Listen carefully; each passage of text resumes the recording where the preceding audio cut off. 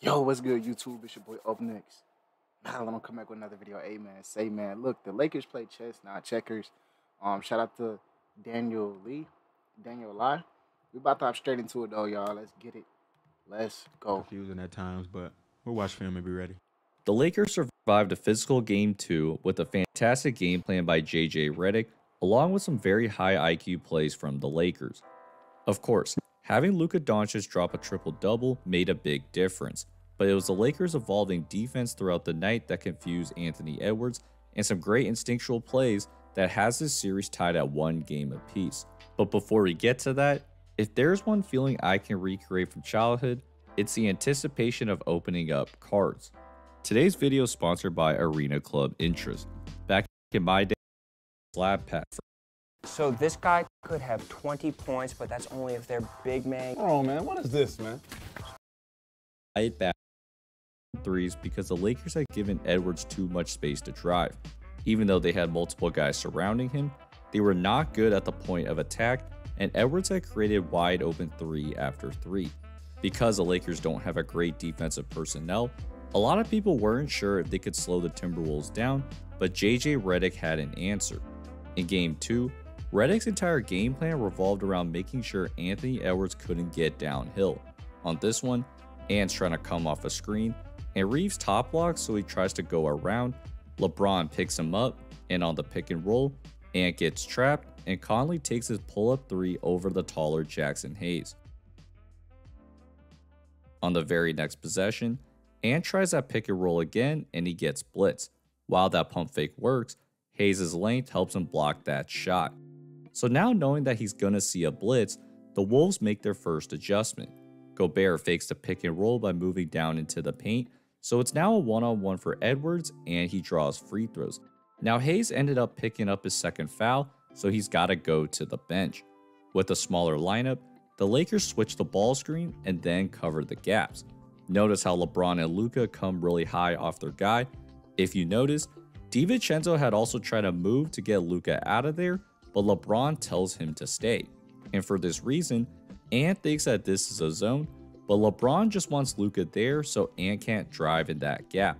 So he drives left and that ball is swung out, and the Lakers will live with a Randall pull-up 3. Here's another one. Ant's up top, and LeBron comes even higher this time, which basically makes this a soft double. Ant has to then give it up before Reeves gets called for a foul. Notice how often LeBron was in this help position. That's because he's smart enough to know what chances he can take. Most guys would be scared to leave this guy in the corner, but LeBron covers Edwards' passing lane so he can't throw it over him. As a result, it's much harder to take advantage of mismatches. Ant wants to drive on Austin Reeves, but with LeBron sitting in that gap, he'd rather take the 3 instead. Where Edwards had gotten into more trouble was when he was on the wing. Because he's the only guy on that side, every single Laker can zone up on him, which essentially gives him no choice but to shoot the shot. This entire defense is known as boxes and elbows. It's a man defense, but it looks like a zone because 4 guys are just sitting in the paint watching the ball handler. And JJ Redick and LeBron had talked about what makes this so effective. Boxes and elbows. I hate it. I don't like it. I don't like catching on the wing and sitting on the wing and allowing a defender X5 to come over and tilt, strong side, cleanse itself, and just stay there. X4, X3, or X2, get to sit inside the big on the other side. Now you got the boxes and the elbows covered. There's not much advantage when I'm sitting on the wing and I have 4 guys staring at me. If I have more time in the shot clock, I'm going to rearrange the alignment to make it better for not only me, but for the team. So the Lakers are basically testing Ant's ability to read defenses. For example, 4 guys are staring at him, and he probably should throw the lob to Gobert, but he'd rather ISO and take this jumper instead. Where Minnesota found some success was when they only had 1 guy on the right side. That gives Edwards more space to drive, and while that pass is high, it creates the driving lane for a score. Then to end the quarter, the Lakers are in that soft double until Alexander Walker moves to the right side. He tells McDaniels to come up, so now it's just him on that right side. Ant gets the switch and then crosses up Rui, and it's a wide open paint. So by clearing the wing, Ant could get ahead of steam and get closer to the rim. By the end of the third, Edwards had 23 points, and it was time for JJ Redick to make his final adjustment. While he couldn't put multiple guys in front of him, what the Lakers could do is force Ant to pick the ball up earlier, putting him farther from the basket.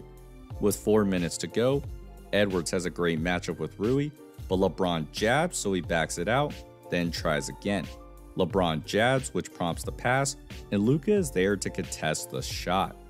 Just 2 minutes later, it's Finney Smith's turn. Ant has Austin Reeves, and DFS jabs, so Ant has to pick the ball up, and now there's a bunch of traffic in the paint. And with this strategy, Edwards did not score in the fourth quarter.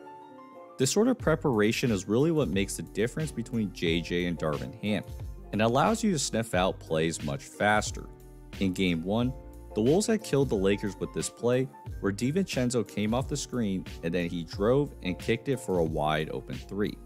But in Game 2, they tried running a variation of this. Right after the dribble handoff though, LeBron calls out the screen before it happens, so Gobert doesn't even try to screen, and the Wolves play is completely blown up. Later in the first, the Wolves are about to run an inbound play, and the Lakers tell Luka and Gabe Vincent to switch matchups, and you'll see that Gabe Vincent is on Naz Reid. This looks like a mismatch, but that's because Alexander Walker is coming up, so Vincent can now switch onto him, and there's no mismatch. The play is supposed to be for DiVincenzo, so Reeves cuts that off, and now he's forced into a really long 3. This sort of awareness also works on the offensive end. In Game 1, Luka Doncic only had 1 assist because he was busy trying to isolate mismatches on the perimeter. But in Game 2, while he did do that, JJ Redick drew up some plays to get Luka and LeBron involved, and this is where instincts kick in. On this first one, they have LeBron come off Finney Smith's screen right into a mismatch, and he knocks down the jumper. So next time down, the Wolves are looking for that, but Finney Smith sees an opening to cut, which then puts the Wolves into complete rotation, and the ball eventually finds Doncic for an open 3. Which then leads us to the play of the night. With Luka isoing Naz Reid, he turns the ball over. Now LeBron knows that McDaniels is looking for Edwards, and knowing that his back is turned, LeBron times it up so that he strips him as he tries to secure it, and he takes it himself inside for the finish to close the game. When it comes to the playoffs, especially this year, every team is pretty evenly matched, so it's the ability to adjust quickly and make these types of reads. Hey man, like you said, man, the Lakers are playing chess, definitely. Next video, y'all.